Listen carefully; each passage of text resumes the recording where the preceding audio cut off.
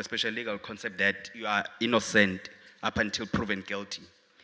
And understanding that the repercussions of more especially economic loss, the stigma that hangs around you, and the negatives that it brings. What role is the Human Rights Commission playing and Google's Africa to regulate such things and to prevent? What repercussions are there, and don't you think that there should be a set of regulation? Of course, there's a legal route that you can take, but not most people take that route. So what regulations or repercussions that can be put in place to counter that problem, if I can put it like that? Thank you so much. Thank you.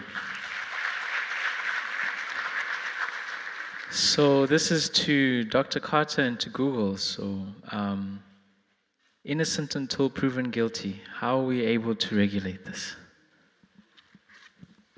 I think that question is so important for the discussion that we are having today, because it shows the risks of us giving our opinions unabatedly so online before we actually know the facts. So I invite you to go through our social media charter, because that outlines exactly what you can do in those cases, because it's false information. We recently, 2022 November, we actually had a decision in the Constitutional Court.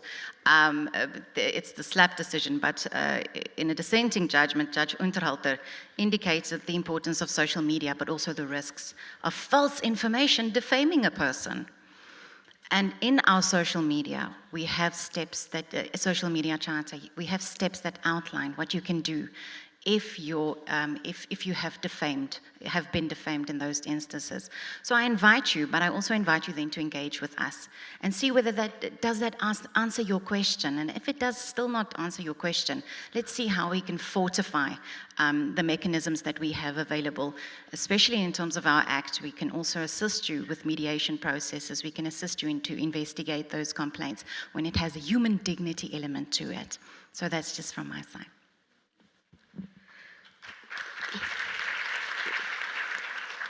Thanks. I think defamation is not new. Social media just allows it to be amplified. So the fact that someone can say something about you that is not true is something that's been there from time immemorial. But now what makes it different is that I can say something and it can be published to 1,000 of people on social media platforms. Now, not to be supporting what my fellow panelist was saying, this is one of those areas where the law is so clear on how you deal with defamation cases. You do not want to leave it in the hands of private companies to make those decisions of whether an individual was defamed or not. And the regulatory instruments that are there right now say that when there is a case of defamation that has been made against you on any social media platform, be it whatever, TikTok, I'm not a representative of TikTok, but YouTube, there's very few cases like that on YouTube. I'm joking, you're supposed to laugh there.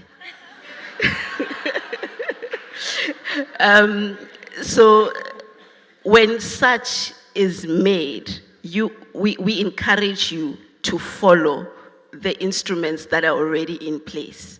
And you come to us when there is now a final determination that either a court of law, unfortunately, it's mostly courts of laws that can determine issues of defamation. A court of law has granted this, can you take it down? Then we are compelled to take it down, we remove it. But there are other easier cases besides defamation, things like hate speech, things like incitement of violence. Those are easy to define. Those are covered in the policies that various platforms have. And in most cases, what you will find is such content is even removed before it gets to be published. So there's a whole framework that's there that is there to support those instances. But it goes back to what I said earlier. A lot of people who have been defamed don't know what recourse they have. And I think it's our collective responsibility to educate everyone on what recourse, what steps you can take to protect yourself. Thank you. Thank you. Okay, so that wraps up our panelist session. Can we give the whole panel a hand?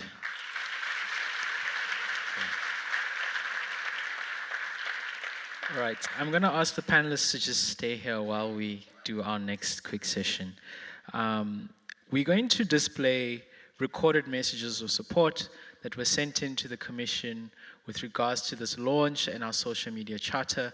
These include some messages from students at Nelson Mandela University. So I'll ask whether our team can display those on the TVs now.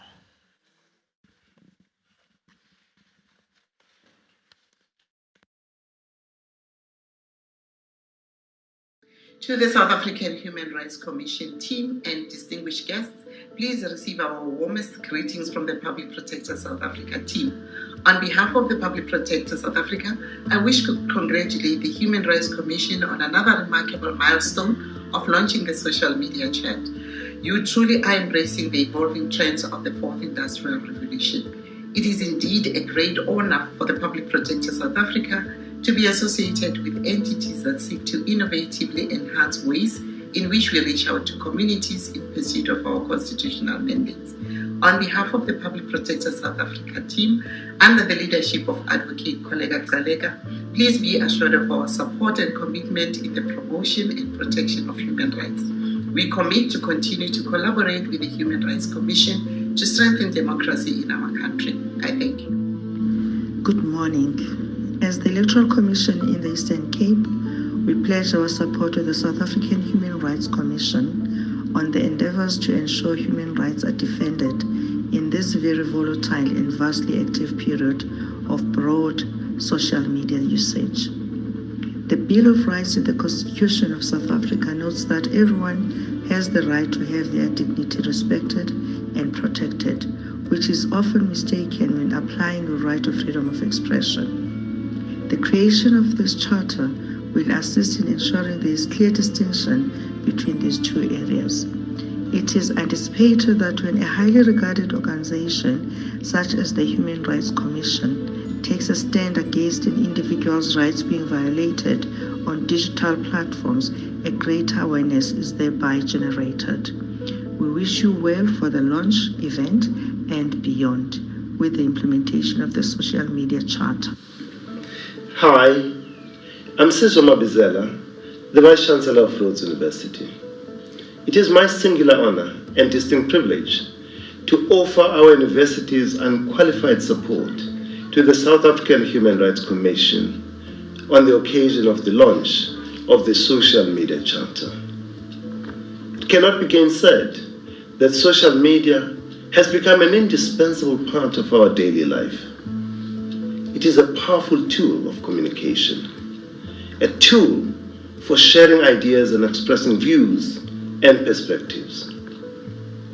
Its power lies in its high speed and extensive reach. It can reach millions of people across the globe in an instant. Its ubiquitous presence is both a blessing and a curse. Social media can be used as a powerful tool to defend human rights and advance social justice and human dignity. It can be used to raise awareness of human rights abuses and expose injustices. However, it can equally be used to violate human rights and subvert democracy. It can be used to bully and harass people. It can be used to spread falsehoods and misinformation, and it can be used to incite hatred, violence, and destruction. Responsible use of social media that balances, on the one hand, freedom of speech and expression, and on the other hand, the protection of human rights, human dignity and justice must be uppermost in all that we do. We must, individually and collectively, embrace and inculcate appropriate and responsible use of social media and self-regulate ourselves in order to achieve social harmony, progressive development, human rights, and unfettered exchange of views and ideas. The right to freedom of expression and free speech should never be used as a cover to propagate hatred, racism, sexism, homophobia, transphobia, xenophobia, or for spreading conspiracy theories. We support the Human Rights Commission and pledge our commitment to embed the Charter in every aspect of our university's activities. We'll do so in our learning and teaching, in our research, in our community engagement, and in every other aspect of our university life. I thank you. Zulu University, on the launch of the South African Human Rights Committee Social Media Charter, 14th March 2023. Information expands swiftly in the age of information superhighway, enamored by the surge of the internet, mobile devices, and social media. Information recipients have been shown to be prone to getting excited or agitated by the information received and may want to respond to news immediately and even propagate their own opinions on such information. The abundant risks resulting from the human interface with information and communication technology indeed call for responsible citizenship. The Walter Sisulu University welcomes the Social Media Charter being launched by the South African Human Rights Commission, as the Charter seeks to protect the interests, rights, and dignity of everyone who is susceptible to information shared via social media pages and platforms such as WhatsApp, Facebook, Instagram, Twitter, TikTok, LinkedIn, and YouTube, amongst others. Our institution wholeheartedly supports the efforts of the South African Human Rights Commission to assist society in curbing the widespread distribution and dissemination of obscene, defamatory, and divisive content that could exacerbate social traumas through false, outrageous, and mischievous language or hurtful cliches. We, therefore, encourage all and sundry to subscribe to this cutting-edge instrument and to inculcate its tenets across all their structures. Good morning, Commissioner and ladies and gentlemen. It gives me pleasure to present this message of support to the South African Human Rights Commission on the occasion of the launch of your social media charter. This initiative by the Commission to introduce a social media charter as a guide to help users to navigate their way in cyberspace safely, lawfully, and responsibly is indeed commendable, and it is a most welcome intervention. Social media engagement is now a way of life.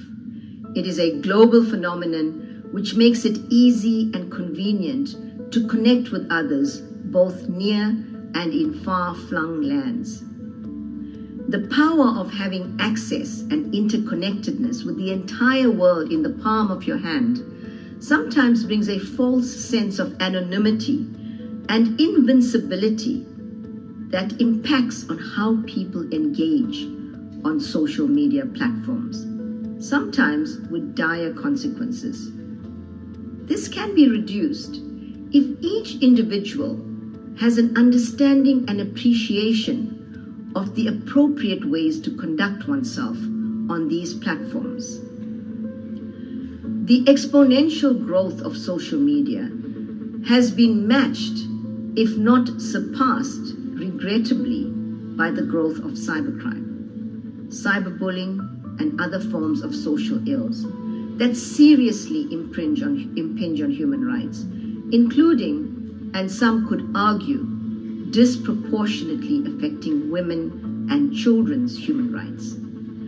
Our experience from cases relating to issues such as hate speech, racism, or other various forms of cyberbullying that reach our desks reflect a concerning growing trend of disturbing online behavior. This may sometimes be reflective of ignorance about what constitutes appropriate and decent behavior on social media platforms in a manner that does not infringe on other persons' constitutional rights and freedoms. International research refers to a phenomenon called cyberfeminism, where cyberspace is described as a liberating space for women to express themselves, or another medium to be used for the oppression of women. So in the context of International Women's Day, that was recognized just a week ago, it is relevant to understand to what extent gender bias for cyberbullying perpetration and victimization is an issue for which this social media charter can provide useful guidance and insights. We trust that this charter will result in heightened awareness and will provide guidance on appropriate, responsible, and respectful behavior on social media platforms. We very much welcome the launch also during Human Rights Month, when our country recognizes and celebrates human rights. This initiative is a step in the right direction, and it is hoped will be transformative in nature, moving us towards kindness and respect in cyberspace. I thank you. Warm greetings to all participants, and thank you to the South African Human Rights Commission for the invitation to convey a message of support at this important launch. The Commission's social media charter complements the existing national legal framework, including the Constitution of South Africa, and is also an important tool that can be used to further strengthen South Africa's human rights commitments under international human rights law. Although the Charter is not a direct reflection of the law, it seeks to embody the letter and the spirit of the Constitution. It is, in essence, a conduit for ensuring that individuals are empowered to pledge their commitment to advancing human rights to the responsible and constructive use of social media, which in turn promotes social cohesion. This year, we are celebrating 75 years of the Universal Declaration of Human Rights, a milestone in the history of the global human rights movement, which enshrines the protection and promotion of human rights of all persons, anywhere and everywhere, including in online spaces. As we reflect on this important anniversary year, we also reflect on the advances in new digital technologies that have been made and the opportunities and challenges they present for human rights. There can be no doubt that social media has enabled the expansion of civic space as more people are able to claim and defend their rights, regardless of frontiers. Yet, the digital age has also brought with it new challenges in protecting human rights and democracy. Online hate speech, discrimination, harassment, racism, xenophobia, mis- and disinformation can circulate widely with great speed. At the same time, journalists and human rights defenders are confronted with surveillance and online attacks. Responding to these concerns involves a balancing act between the regulation of communications and the protection of freedom of expression. The Office of the High Commissioner for Human Rights has identified 3 key elements that are crucial to ensuring the right balancing act. First, protecting the right to participate is central to the protection of democracy. There must be open and secure access to online spaces, free from surveillance and censorship. States and online companies have a responsibility to ensure this and make sure we have recourse when threats arise. Second, freedom of expression must be preserved online as well as offline, and must go hand in hand with addressing online hate speech, as well as misinformation and disinformation. Crucially, Any measures taken by companies and states to regulate speech must meet the test of legality, necessity, and proportionality. Finally, we need to address the right to privacy in the digital realm. The ongoing threat to the right to privacy plays out heavily in social media. This includes intrusive measures that enable surveillance, which feeds analysis, prediction, and even manipulation of behavior in various contexts.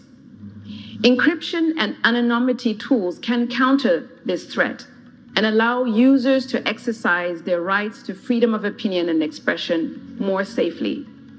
In parallel, national laws should be developed to ensure strong data protection in line with human rights standards.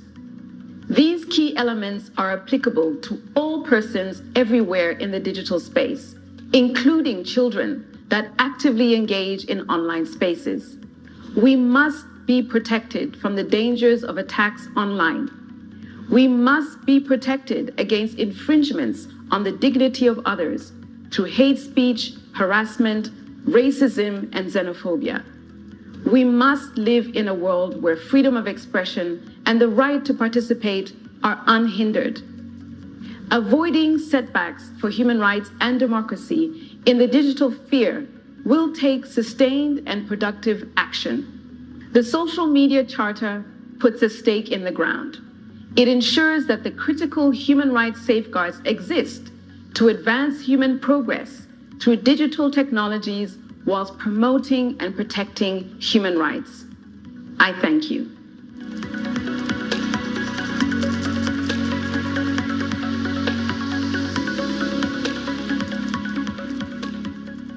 Okay, everybody. Okay, so we're about to wrap up now. I would like to repeat our Twitter handle so you can actually access the charter and the infographic. It is capitals SAHRC, then small letters omission, OMMISSION, right? You can access it there. So, before I leave, what were we celebrating today? I really cannot hear you. What were we celebrating today? Positive change on social media. Awesome. And I hope we've given you all the tools you need to create positive change on social media, yeah? Great. Okay, so we're going to have two wrap-up little sessions. One will be done by our Deputy Chair, Ms. Fatima Chauhan, and the second one will be done by Deputy Dean of the Faculty of Humanities, Dr. Jackie Lok. So I will just let those happen in sequence, and then I would just like to say thank you for all of your attention today. Yeah? Great.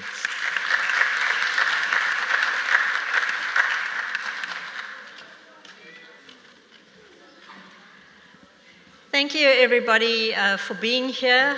This being a university, there's always consequences to your attending a lecture, right? There's either an assignment or an exam. So the assignment is all of you need to go and check the social media charter, its summary on the Twitter handle that Alan has just given you. And I know I said be careful what you share, but don't be scared of sharing the social media charter, right? That's your one task. Positive change, both on social media and off social media. That's what we are about. And this is your task. You now know that you have an inheritance that you have to live up to, right? This is your challenge. This is your assignment.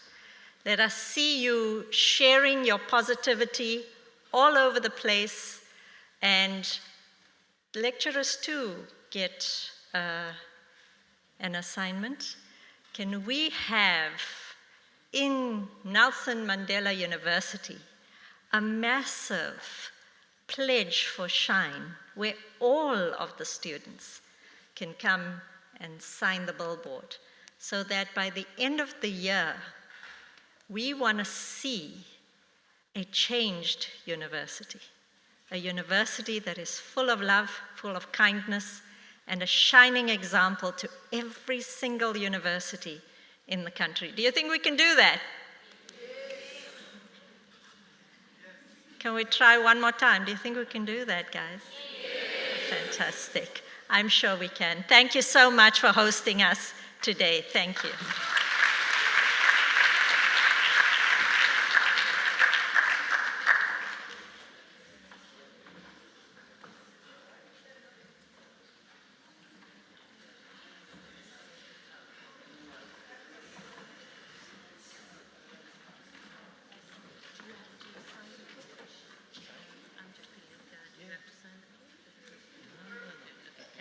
Okay, fine. Okay, here I am. I can't believe we've come to the end of this wonderful, wonderful launch. Thank you so much. So I have to start with the protocols we've learned. DVC Andre Kiert and my dean, Prof. Pamela Maseko, and for Deputy Chair Fatima Chauhan, Acting CEO, and then also Commissioner Andre Gum, and Dr. Carter, and your fellow commissioners and reps from our sister institutions, Rhodes, Walter Sisulu, all the commissioners, Google Africa, TikTok Head, Public Protector's Office, our students, our learners, our community members, members from the alumni associations in the city. Thank you for coming to share this launch with us. We're so proud of that you, and so honored that you asked us to share this with you. So thank you for giving us this opportunity again, and congratulations. The charter takes us forward in profound ways. And there's our motto you can see behind you, Alan. So we are definitely, and Commissioner Fatima, we are changing the world, so we will take this on board with us. I just want to say that in our language class, I'm a linguistics lecturer, my other hat that I wear, so I teach language studies, and in our class this week, we were talking about how we talk about our experiences in life, using opposites. You know, we talk about love, but we keep the opposite hate in our heads. And today, I think it's also been about those opposites for me. It's been about harm and not good, but we want to have good and not harm. And we want to have love and not hate, kindness and not unkindness. So thank you, everybody, once again for giving us this charter, and we pledge to it as a university. We hope for many, many collaborations going forward with you, Dr. Carter. And now, we're not done. Refreshments in the foyer. For our students, we have a lunch pack and for you, and we hope we will engage further with you. For our and the rest of our dignitaries, please, you can remain behind, and we'll just escort you out. Thank you so much. Thank you, Mr. Links. I mustn't forget, thank you, Mr. Mkosana and Mr. Links, the organizing team. Thank you. Okay, Alan, can we hire you? Do you know you? Well, I'm the fourth year of my degree.